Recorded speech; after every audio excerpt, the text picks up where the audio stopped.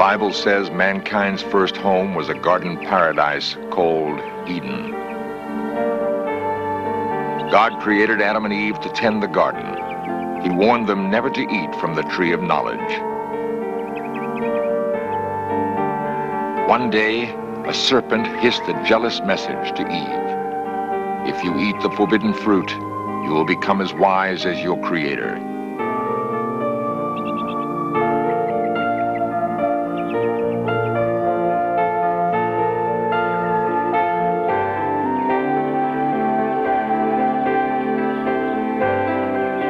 The first woman and man succumbed to temptation.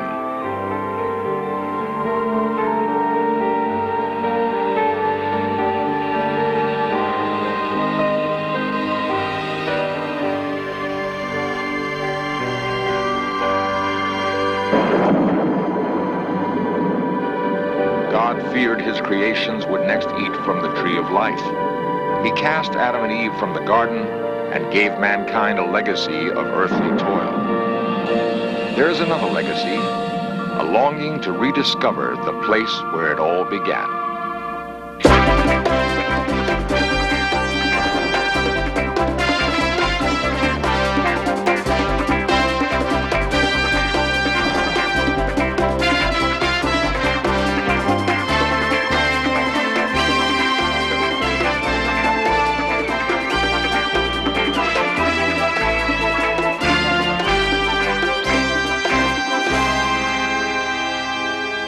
Far from the great cities of the ancient world lies a desert island.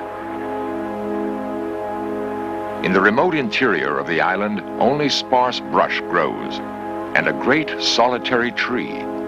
No water flows here, but the tree has existed as long as anyone remembers. The people who live on the island say it is the tree of life.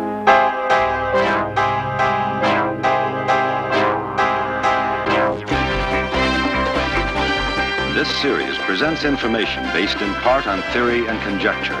The producer's purpose is to suggest some possible explanation, but not necessarily the only ones, to the mysteries we will examine.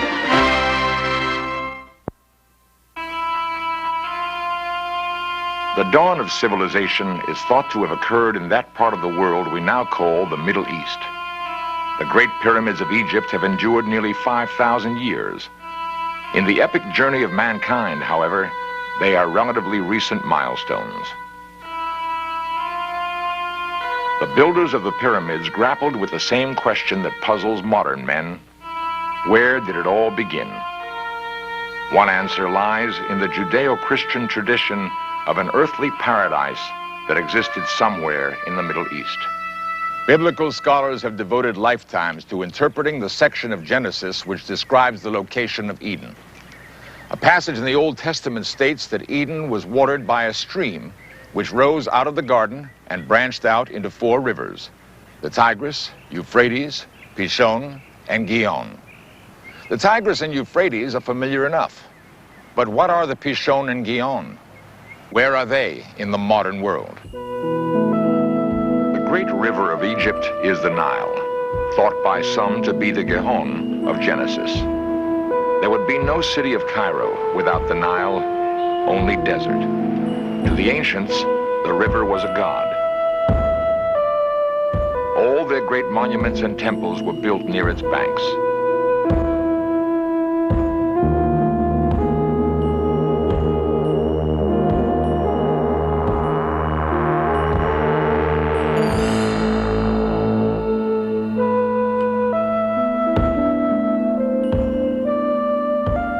The obelisk at Karnak took nearly a decade to quarry, transport, and erect. The holiest of monuments here was not stone, however. It was the sacred pool, symbol of life in the desert. Water is a recurrent theme in all accounts of mankind's beginnings. If we assume that the Nile is the western boundary of the search for Eden, it is to the rising sun that we must look for clues to the location of the 4th river. East of Karnak is the Red Sea, separating Africa from the Arabian Peninsula. Freighters and tankers have recently inundated these waters, but the coast of Arabia is no stranger to commerce. Jeddah is the major seaport, bustling with the enormous wealth Arab oil has brought. Modern office buildings are rising from the arid soil, rapidly crowding out the ramshackle structures of an earlier, quieter time. Jeddah is the Arabic word for grandmother, and although the city is the gateway to the holiest shrines of Islam, it has great significance to Christians and Jews as well. A rubble-strewn plot of ground is all that remains of a great Christian shrine destroyed by Muslim zealots in 1928.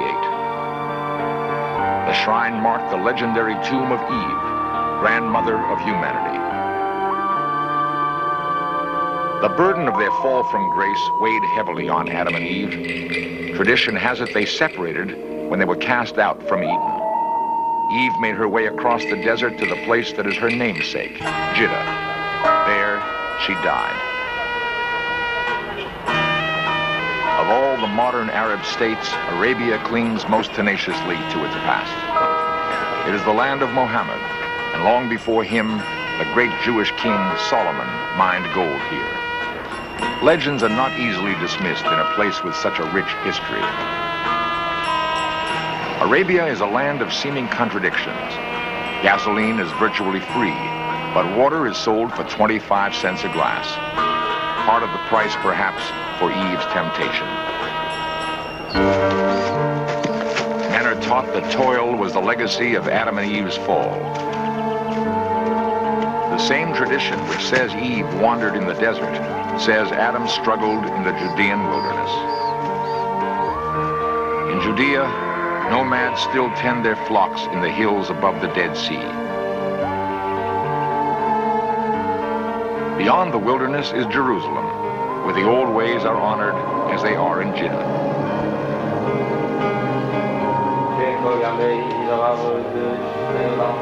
Pious Jews chant prayers at a wall built 2,000 years ago by Herod. Near this sacred and ancient place, Adam is said to have emerged from the wilderness. A beautiful mosque stands above Herod's wall. It is among the most sacred shrines of the Muslim faith. The delicate Arabic script inlaid in tile is from the Quran. It tells of Muhammad's struggle to return mankind to the purity Eden represents to all faiths. The great dome of the mosque vaults an ancient place with immense religious significance. On an ancient rock, Abraham is said to have offered to sacrifice his son. Muhammad is believed to have stepped from the rock into heaven. It is also the place, one tradition says, where Adam returned to die. The persistent question remains, where is the fourth river mentioned in Genesis? The traditional resting places of Adam and Eve are east of the Nile. East of Jeddah and Jerusalem are the Tigris and Euphrates rivers. In the second millennium before Christ, that part of the world watered by the two rivers was ruled by the Assyrians.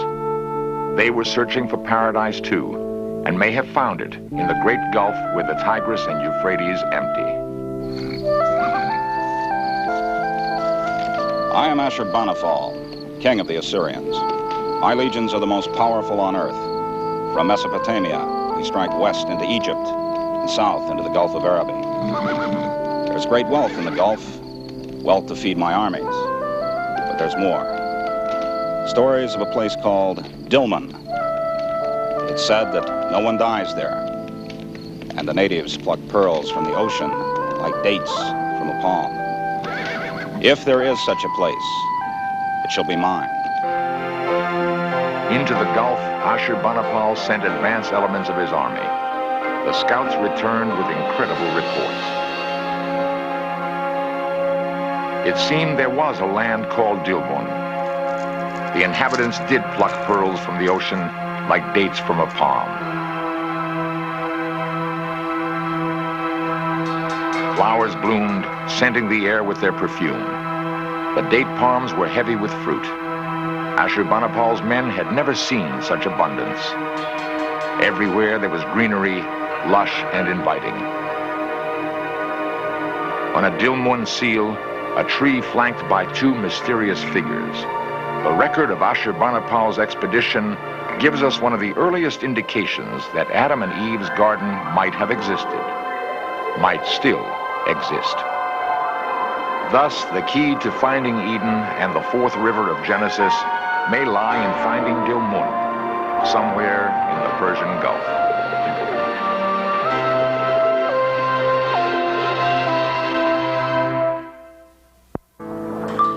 To understand the Middle East, one must study the sea. Long before the ancient Phoenicians were probing the Mediterranean from their harbors in modern-day Lebanon, the great ocean gulf separating Arabia from Persia was already alive with commerce. The same tools and techniques that built ancient sailing ships are still in use today. Nautical craftsmanship has been handed down through 100 generations. With little more than a saw and their memories, these men build the sturdy boats that sail the Gulf. From Arabia in the west come ships laden with date wine and spun cotton. From Persian cities in the east, ships return with exotic vegetables and spices from India.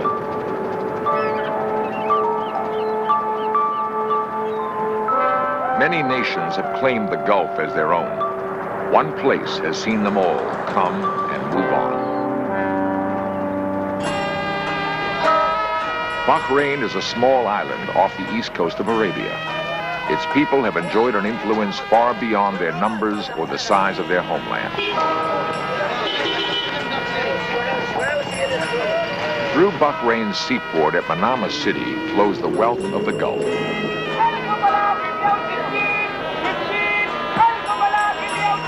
The islands have been independent only since 1971. Before that, Bahrain was a British protectorate. Before that, it was Persian. Before that, Portuguese. Many nations have ruled Bahrain, but she has always retained an exotic individuality. Perhaps nowhere else in the Arab world is there a stronger work ethic.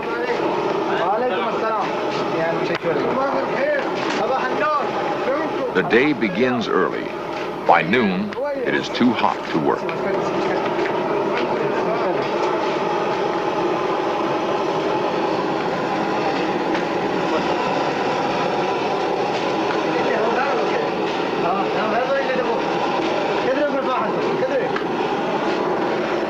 Breakfast may be fresh Arab bread. A bitter green coffee is ritually shared by merchants preparing for the day. By 5 a.m., the vegetable market is ready for business. Each vendor is a specialist, selling melon from Egypt, citrus from Lebanon, or lush homegrown produce. The merchants squat in the dust, ready to bargain. It has been this way for thousands of years. Bahrain has a resiliency that allows old and new to exist in harmony. A modern refinery turns Saudi Arabian oil into gasoline. The Bahrainis have little oil themselves. They do have the ability to exploit a good thing when they see it. By being invaluable to bigger, more powerful neighbors, Bahrain assures its unique place in the world.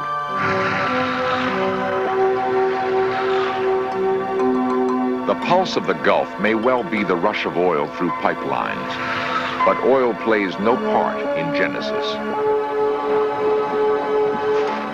Water is the fluid of Eden, nectar of the desert.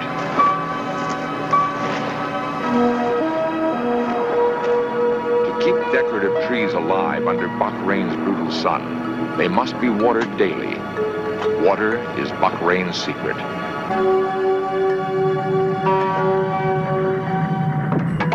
The potter's kiln is built into a huge rock mound that may tell much about Bahrain's special relationship with water. There are dozens of the large mounds on the island. Archaeologist P.B. Cornwall was the first to recognize their significance. In 1940, he dug into one of the mounds and discovered that it was a tomb, probably a royal tomb. and probably older than the Great Pyramid at Giza. 5,000 years older than the modern graveyard at its base. There are perhaps 50,000 smaller mounds on the island, most of them long since looted.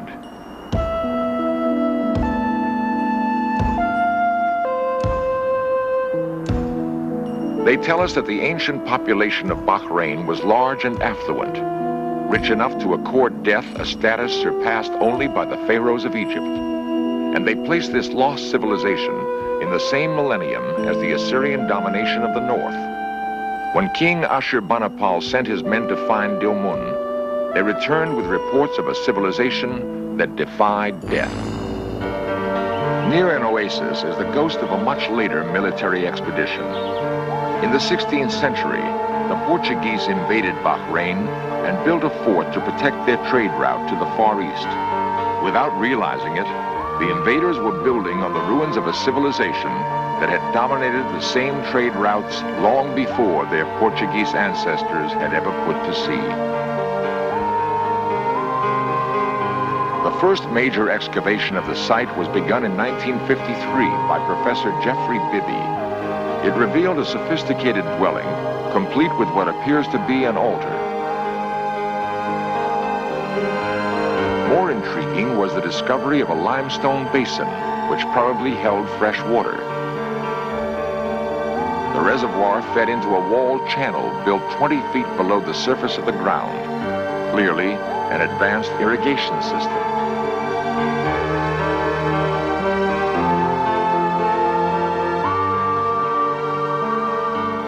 The underground water supply could be tapped from well-like chimneys constructed along the course of the channel.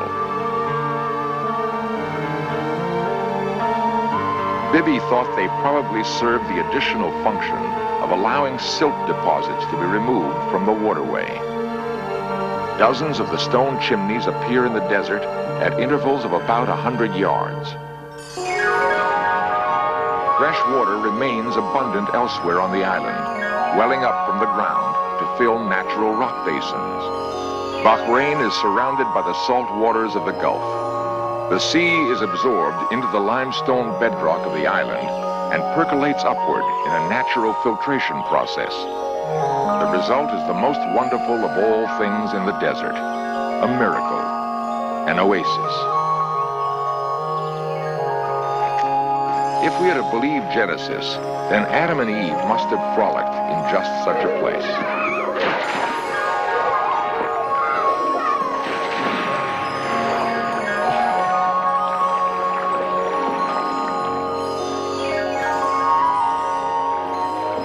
Perhaps we have found the fourth river, which the Bible says takes us to Eden. It may very well be the great river flowing beneath Bahrain.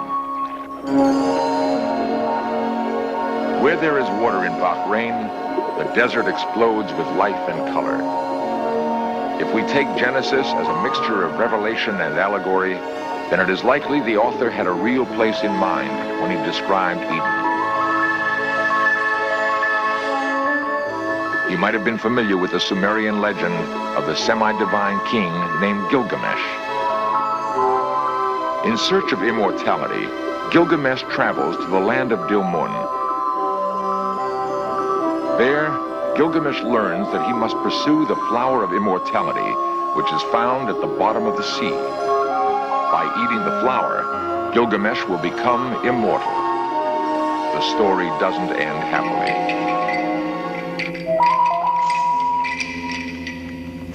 A serpent appears, steals the flower, and eats it. Man's old adversary once again robs him of everlasting life. The biblical similarities are obvious. There is more, however.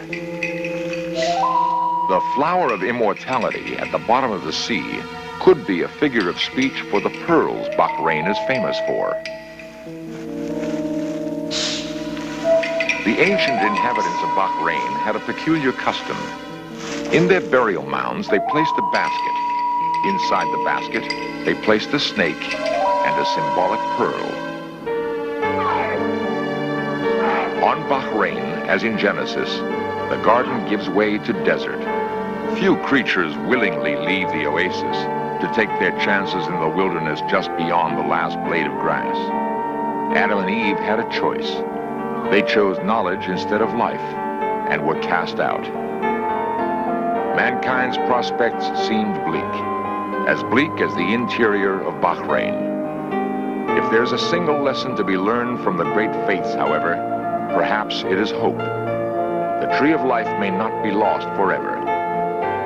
In one last astonishing parallel to the biblical Eden, we find a great tree growing in the Bahrain waste.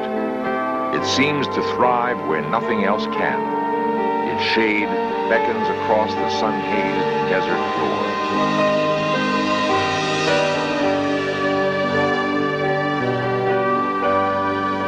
Few of the people who live on this island have ever heard of the Garden of Eden, yet they call this the Tree of Life.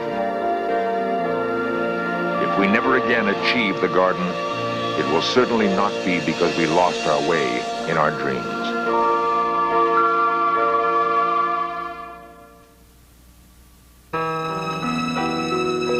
There is intense curiosity among a handful of scholars and scientists who know that the real story of Bahrain hasn't been told.